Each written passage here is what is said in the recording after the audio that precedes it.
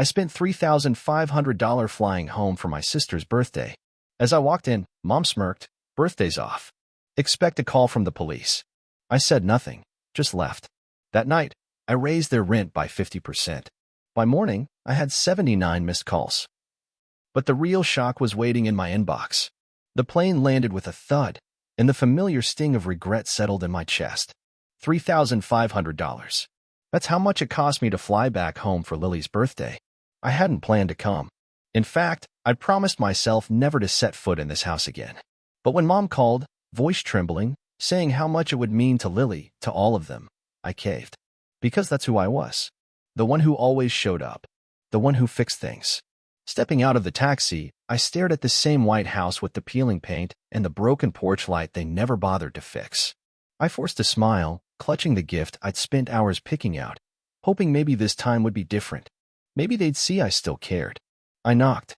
Silence. Then the door swung open, and there stood Mom.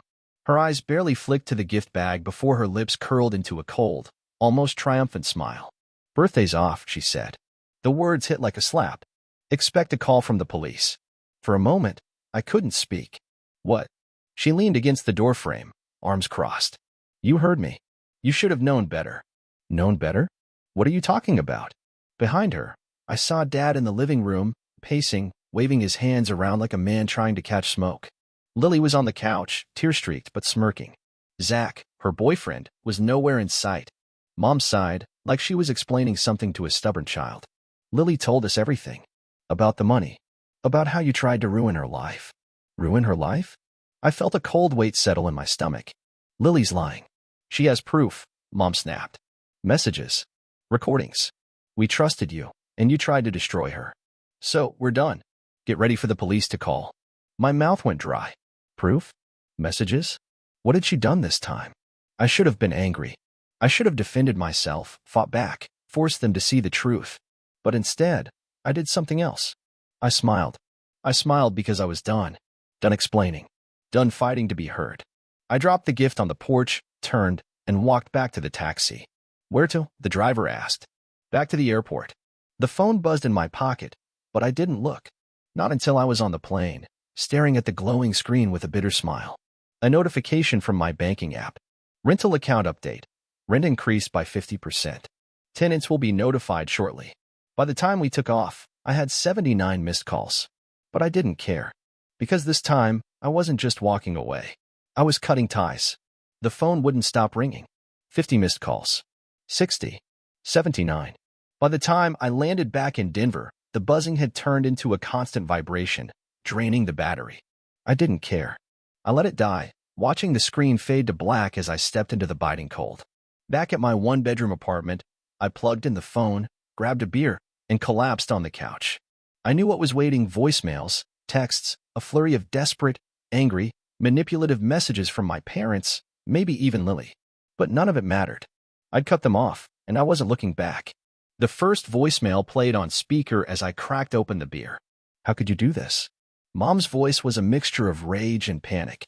"We trusted you. You were supposed to be family. I don't even know who you are anymore." Delete. The next was Dad's. Cold, almost businesslike. "Listen here, smartass. You think you're tough because you raised the rent? Because you're ignoring us? We'll see how tough you are when the cops knock on your door." Delete. But the third was different. I didn't mean for it to go this far. Lily's voice, cracking. "They're going crazy. They told me to make it up, okay?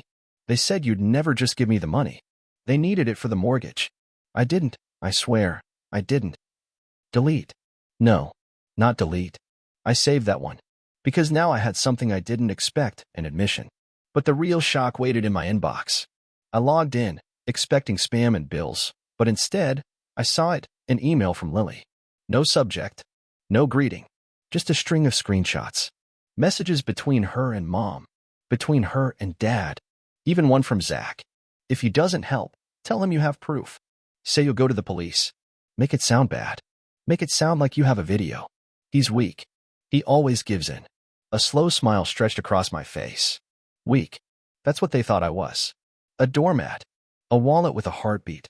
I replied with a single line. "Rent is due. 50% increase. No exceptions." An hour later, Dad tried calling again. I let it ring. 5 minutes later, another call, then another, until finally, a text. You think you can do this to US? We made you. You're nothing without US. I laughed. I couldn't help it. Because suddenly, all those years, all those sacrifices, all those lies I'd swallowed for their sake, they didn't matter anymore. Not in the way they thought. They didn't make me. They just forged something they didn't understand. I opened my laptop and started drafting a message. Not to them. No, they didn't deserve my time. It was to my landlord. Please update tenant records. Effective immediately, the rent for my parents' property is increased by 50%. Any issues, please contact me directly. Within an hour, I had a reply. Confirmed. The notice would be sent to them the next morning. But I wasn't done. I opened my phone, scrolling through the saved voice messages, and then to the email screenshots. Each one, a piece of the truth. Each one, a nail in the coffin of their lies. I uploaded them. I wasn't hiding anymore. I made a single post. This is what family looks like when you're only useful in a crisis. Screenshots, voicemails, even a short video I had from last year, my dad drunk at a family dinner, slurring insults, while Mom smiled like it was a comedy show. Lily laughing beside them. It didn't take long for the comments to pour in. Friends I hadn't spoken to in years. Strangers tagging each other. Some were sympathetic. Others were shocked. But the best part? Family. Aunt Marie, what is this? Is this true? Cousin Jake. I always knew they treated you like nothing, but this is evil. Uncle Mike. I knew they were using you, but I never thought they'd stoop this low. The family chat exploded. Notifications one after another, and I just watched. Watched as the people they pretended to be crumbled under the weight of their own lies. Then the call came. A number I didn't recognize. Hello. Hey, it's Zach. I almost laughed. Why are you calling me? Because you need to know. I didn't know they were lying to you. Lily told me you were threatening her. That you tried to blackmail her. I didn't believe her, but your parents backed her up. I said nothing. But yesterday, when I asked her about the messages, she got weird. Defensive. And then I saw her texting your mom. I think they're planning something. They want to make it look like you're the problem. Thanks for the warning, Zach. But I'm not worried. You should be. They're saying you're unstable. That you've always been jealous of Lily. Your dad is talking about getting a restraining order. I chuckled. Let them try. Because I had something they didn't. The truth. And now, the whole family was watching. And they hadn't even seen the worst of it yet. The text came in at 3 p.m., just as I was finishing lunch. Family meeting. Sunday, 6 p.m. Be there. From Mom. No apology. No explanation. Just an order. But I didn't ignore it. I didn't block her. Instead, I smiled. Because this wasn't just another setup. This was a trap.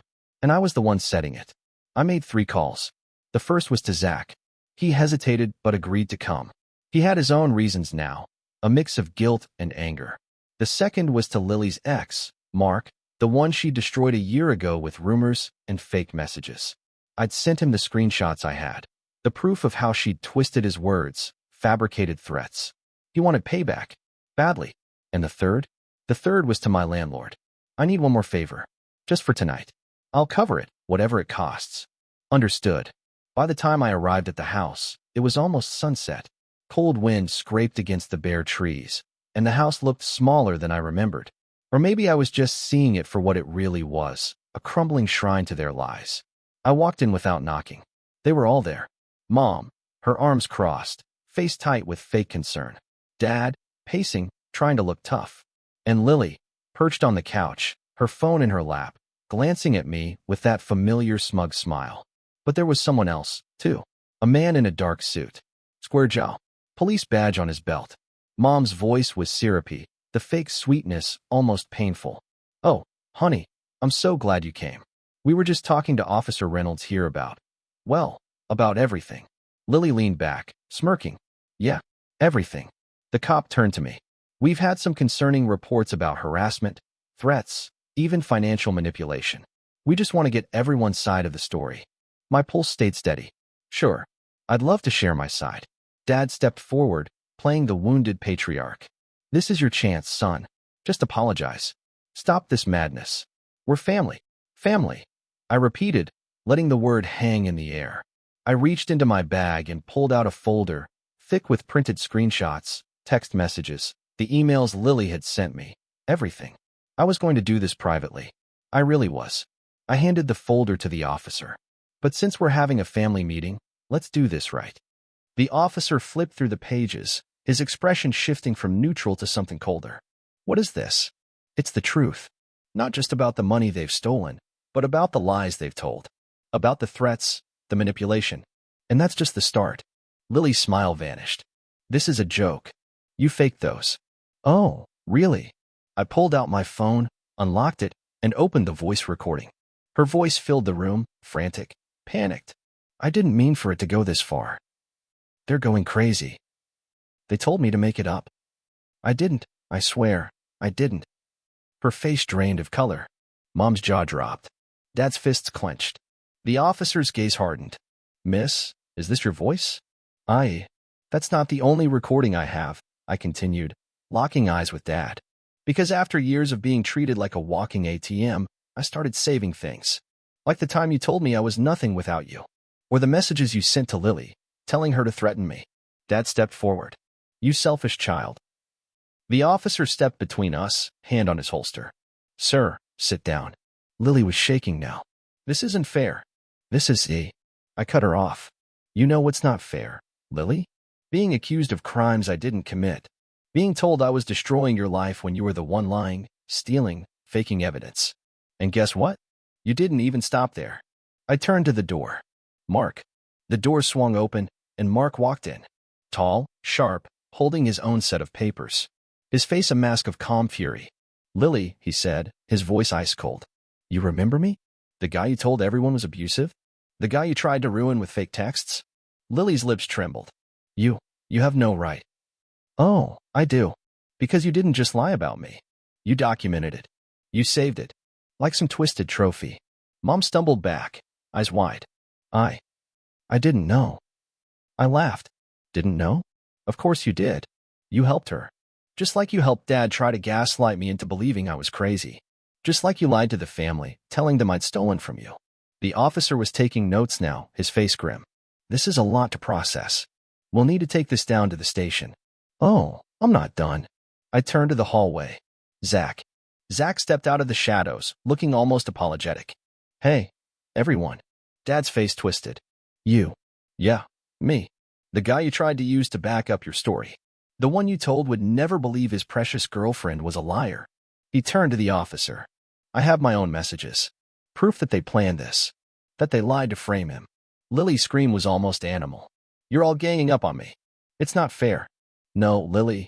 What's not fair is you lying, manipulating, destroying lives for fun. Dad tried one last trick. Officer, they're all lying. He's twisting everything. The officer looked at me, then at them. I think we'll sort this out at the station. Everyone will have a chance to speak. Dad's voice cracked. You can't do this. We're family. Not anymore. As the officer began leading them out, Mom reached for me. Please, please don't do this. We're your parents. I pulled back. You were a burden. And I'm done carrying it. Lily sobbed, trying to cling to Zach, but he shrugged her off. Mark turned, gave me a grim nod, and followed them out. The house fell silent. Empty. A graveyard of broken lies. And for the first time in years, I felt something incredible. I felt free. 3 days. That's how long it took for the world to find out. I didn't even have to try. The police report was public record. The screenshots, the voice messages, the testimonies, they spread like wildfire. Cousins I hadn't spoken to in years were texting, some apologizing, some pretending they always knew something was wrong. A few tried to play peacemakers. Family is family, no matter what. Maybe this is a misunderstanding. Can't you all just talk it out? Talk it out? The thought made me laugh. Because this wasn't a misunderstanding. It was years of manipulation, abuse, and betrayal finally exposed. But that wasn't the best part. The real fireworks began when I posted everything. Not just the screenshots. I turned it into a video. I sat in front of the camera, my face calm, voice steady. No anger. No tears. Just the truth. My name is Jack, and this is what my family did to me. The video started with the recordings, Dad's threats, Mom's gaslighting, Lily's fake sob story. Then the screenshots, the messages where they plotted against me, the emails from Lily begging for money she claimed was for the mortgage, the texts where she laughed with Mom about tricking the stupid brother. I didn't need to add commentary. The facts spoke for themselves. Within 24 hours, it had 100,000 views. By the end of the week, it was at 500,000. People were sharing it on Facebook, Reddit, Instagram. Strangers messaged me, some telling me their own horror stories, others just offering support. And then the fallout really began. Mom tried to do damage control on Facebook. A long, rambling post about how family should forgive, how I was just confused, how she always loved me. Her friends, the ones who used to post Bible quotes and recipes, started questioning her. But his video shows the texts, "Susan, did you really say those things? Why didn't you just apologize?" She tried deleting it. Then she made her profile private. But it was too late. Screenshots of her lies were already circulating. Dad went silent at first. Then he tried a different approach. Legal threats. I got an email from a local lawyer. Some cheap firm that probably cost him $100. Cease and desist. Defamation. Slander. Emotional distress. I forwarded it to my lawyer. A friend from college who owed me a favor. Nice try. But tell them to prepare for a countersuit. I have everything saved. That was the last I heard from their lawyer. Lily? She tried the sympathy card. Posted a tearful video of her own, saying she was the real victim, that I was always jealous, that I edited the messages to make her look bad. It didn't work. Because in the comments, people were already posting the proof. Linking to my video. Screenshotting her lies. Even Zach left a comment. Stop lying, Lily. I was there. I know what you did. Her video was taken down within hours. But the real twist came when Mark, her ex, reached out to me again. He'd shown the video to his lawyer. The same lawyer who helped him when she tried to ruin his life. He was filing for defamation. He wanted me to testify. I agreed without a second thought. And while they scrambled to salvage their reputations, I was rebuilding my life. I moved out of my one-bedroom apartment into something better. A loft downtown with a view of the city skyline. I used the money I saved from not supporting them to finally do something for myself. I posted updates, not just for attention, but to show that it was possible to escape, to rebuild, to thrive. And then came the final blow. One morning, as I was having coffee, I got a notification. An email from my landlord. Notice of eviction sent to tenants. Property now listed for new lease. My parents were being kicked out. The rent increase I'd ordered had been too much for them. With no more support from me, they couldn't keep up. An hour later, another message. This time from Lily. You can't do this. We have nowhere to go. I didn't reply. I didn't need to. Because they weren't my problem anymore. By the end of the month, they were gone. Forced to pack their lives into boxes, scrambling for a new place. Family members who once defended them were ignoring their calls. Some even reached out to me, saying they were sorry, asking if I was okay. I didn't pretend to be a saint. I told them the truth. I wasn't okay. Not yet. But I was getting there. My channel blew up after the video. I turned it into a series. Not just about my family, but about toxic relationships, about setting boundaries, about choosing yourself. People subscribed. They shared their stories. I wasn't just some victim. I was a survivor. And now, I had a voice. And then one night, as I was reading comments, a familiar name appeared. Zach. I just wanted to say, you were right. I'm sorry I didn't see it sooner. But I'm glad you're free now. I replied. Me too. The next morning, I woke up to another message. From an email I didn't recognize. But the name was familiar. Lily. Please. Just talk to me. I have nothing left. I didn't respond. I didn't need to. They tried to ruin me, but I reclaimed my life. And from the ashes, I built something better. 6 months have passed since I left them behind. My apartment on the 20th floor is spacious, bright, with a view of the city I now call my own. Work no longer suffocates me because I work for myself. My channel has become something more than I ever imagined. Stories of people who escaped toxic families, their victories and struggles. I'm not just telling my story, I'm listening to others. They write, they share, they thank me. Mornings begin with coffee and silence. I watch the city wake up, knowing I have nowhere I need to rush. No one is waiting for a call. No one expects me to fix their problems. Lily vanished from my life, just like my parents. At first, they tried to slander me, but their attempts drowned in an ocean of evidence. The family chat exploded with arguments, then went quiet. Those who once called me selfish are now silent. And that's fine. I took a few therapy sessions. At first, I thought I was wasting time, but each conversation opened new doors. I realized I had spent years trying to buy love they never had. that my sacrifices were never needed because they only saw me as a resource. Now I invest in myself. I've enrolled in photography courses, started a small video editing agency where I work on my own terms. In the evenings, I meet with people who value me, not use me. I no longer fear their calls because there are none. I no longer wonder if I did something wrong because I saved myself. Sometimes I wonder, was I cruel? Maybe. But if saving myself is cruelty, then I accept it without regret.